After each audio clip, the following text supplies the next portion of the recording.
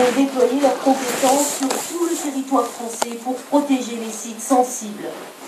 La spécialité du génie, c'est tout ce qui est du minage, la manipulation d'explosifs, c'est l'accélération des troupes. C'est vraiment faciliter le déplacement des troupes. En 2 jours, 3000 militaires ont déjà transité par ce site de Satory avant de rejoindre leur affectation. Ce matin, à partir de 4h30, donc on a entamé donc, les différents mouvements de façon à ce que les différents groupes arrivent sur leur site. 10 000 hommes à répartir sur tout le territoire national en quelques heures. L'opération est sans précédent pour l'armée française.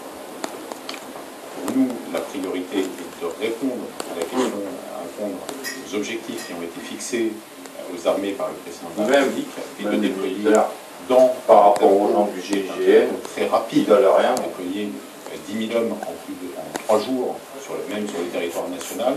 C'est quelque chose d'extrêmement compliqué.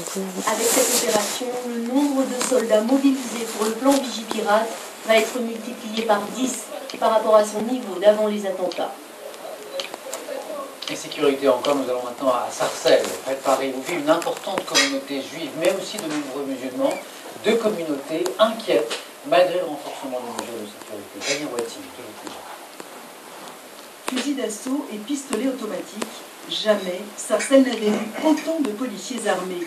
Près de 150 membres des forces de l'ordre surveillent les lieux de culte et les bâtiments officiels, avec un périmètre sous très haute protection, le quartier juif.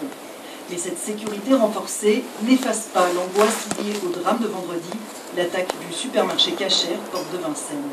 On s'est dit, ils vont nous attaquer aussi, donc on ferait mieux de partir que de rester ici.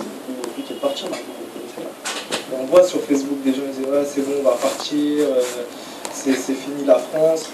Donc c'est dur, à Sarcelles en ce moment c'est très dur. Beaucoup de juifs veulent rejoindre Israël. Chez les musulmans, c'est la peur de l'islamophobie qui monte. La communauté musulmane, très nombreuse à Sarcelles, redoute l'amalgame entre leur religion et le terrorisme, avec tous les risques que cela implique. Hier, ma fille m'a demandé d'aller faire un tour à Paris. J'ai dit non, c'est pas le moment, parce que j'ai peur qu'on se fait agresser. Si la présence policière rassure, elle n'a pas vocation à durer. La seule solution est donc un travail de fond sur les réseaux terroristes. Depuis 2-3 ans, François Pupponi, maire de Sarcelles, s'inquiète de la dangereuse radicalisation de certains jeunes. Il veut donc passer à la vitesse supérieure dans la prévention. Ce que l'on veut faire maintenant, ce que l'on met en place, c'est que dès que l'on sent et qu'on est informé qu'un jeune est en train de se radicaliser, il faut une action très forte auprès de lui, auprès des parents, auprès de tout le monde, pour rentrer en contact et le suivre, le prendre en charge. Car ce qui nous manque beaucoup, c'est la prise en charge de ces jeunes. S'occuper de chaque jeune à risque, c'est un dispositif coûteux, mais indispensable pour permettre à toutes les communautés de vivre ensemble en toute sécurité. Johan Cohen, une des 4 équipes de la à Jérusalem, vivait justement dans cette ville. Un témoignage maintenant très fort, celui de Lilian Lepère, ce jeune homme qui s'est caché à des frères Kouachi pendant des heures vendredi dans l'imprimerie de Martin Goël, investi par les terroristes. Il s'est confié hier soir à nos confrères de France 2 en remerciant notamment son patron de lui avoir dit de se cacher. Olivier Martin. L'incroyable récit, livré par celui qui a vécu l'assaut de l'intérieur. Lilian Lepère s'est trouvé à quelques mètres des frères Kouachi, sans jamais croiser leur regard. Lorsque les terroristes pénètrent dans l'imprimerie, l'employé a juste le temps de se réfugier dans un petit meuble sous l'évier d'un réfectoire. C'est son patron Michel Catalano qui lui intime de se cacher. L'un des frères Kouachi est blessé, l'employeur lui propose un pansement. Respectueux, même quand je les ai soignés, tout ça, il n'y a pas eu de... C'est vrai qu'ils ont eu le rôle, hein.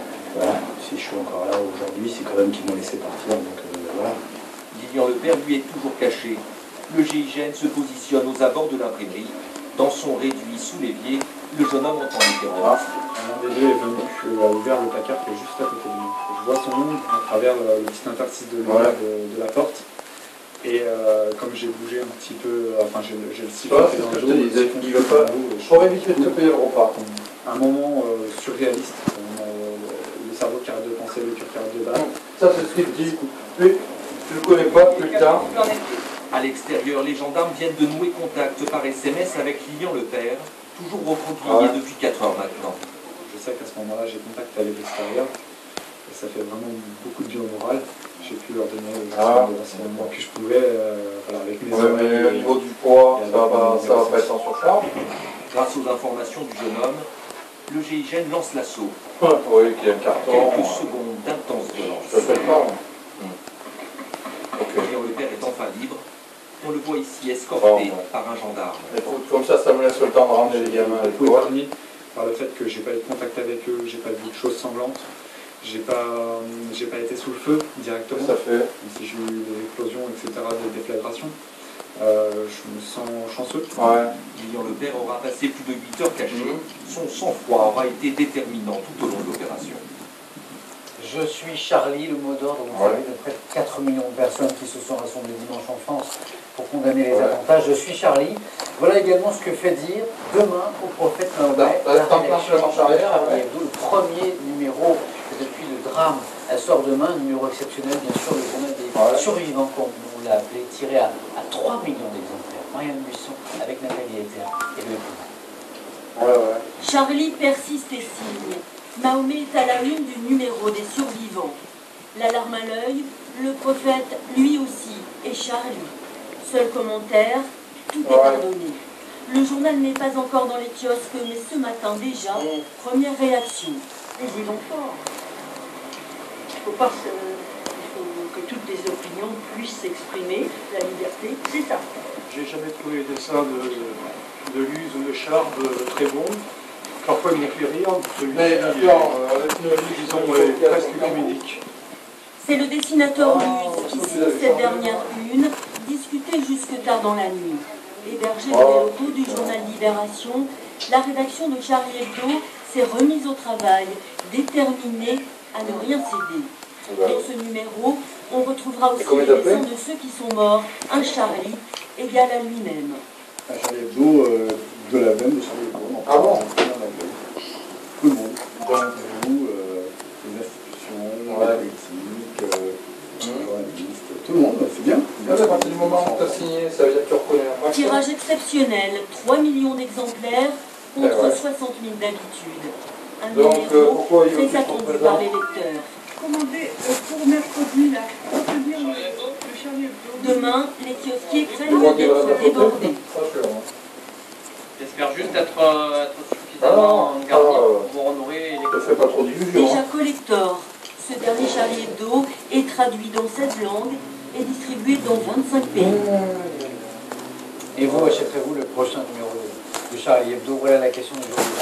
Quel est votre avis sur franceinfo.fr avec l'Internet? Pourquoi? Voilà pour cette importante page que nous avons voulu consacrer aujourd'hui aux attentats. Et en conséquence, oui, mais c'est pareil, il y a aussi un garçon de 16 ans.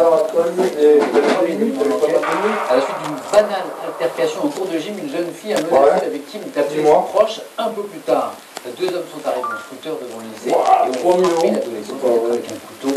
Un surveillant a essayé de s'interposer sans succès. Et puis dans l'activité de Marie, il y a aussi le port à Saint-Étienne. Jean Mercier est jugé pour avoir aidé sa femme gravement malade à mourir. Oui, c'est vrai que tu les avais laissés soigner. À personne en péril. Non, Annie Battu.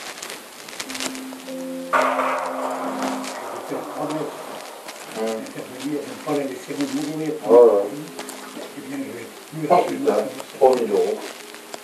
Ah ouais, c'est quand même bien, c'est bien payé. Il n'a jamais voulu Donc ça a dû remettre ton compte à... Ce fut, dit-il, son dernier acte d'amour et d'honneur pour celle qui a partagé sa vie pendant 57 ans. Ah oui, non, moi la nuit, c'est bon. Ouais. Bien procédure, très difficile, elle le répète. Josiane Mercier souffrait chaque jour. Atteinte d'une fragilité osseuse, elle pouvait à peine se déplacer. Après plusieurs tentatives de suicide, à bout, elle appelle son mari au secours. Et comment ils t'ont rencontré?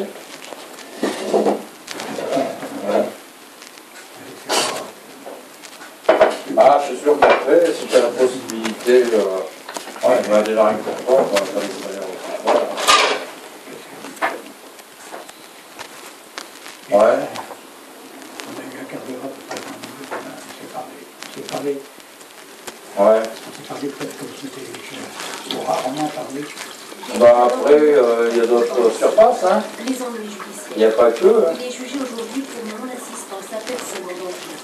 Ses enfants, ouais. C'était aussi le choix de ma mère. Ouais, de toute façon, t'as pas compte à l'avant. Hein. Pourquoi être contre le choix de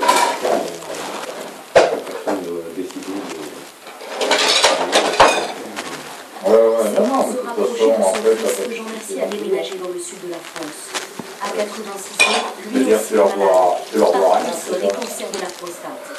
Il espère qu'une loi sur la famille verra bientôt le jour en France, car il me confie sans honte qu'il pourrait lui aussi faire recours à l'euthanasie. Bon, ben, donc 14h.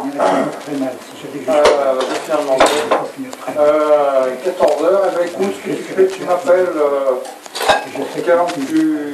Parce que, alors du coup, c'est quoi, ça compte déjà? Jean Mercier, aujourd'hui serein mais fatigué. C'est sûr qu'il ne va pas vouloir les faire monter, vu qu'ils ont le cul en retour. En bref, tout sera peut-être bientôt ce que c'est au vol d'Air Asia. C'est une carte ou c'est une 162 personnes à bord. La deuxième boîte noire vient d'être remontée à la surface. Les enregistreurs de vol qui devraient permettre de comprendre les circonstances précises de la tragédie survenue par mauvais temps. Avant de se quitter, nous voulions vous apporter cet hommage des attentats.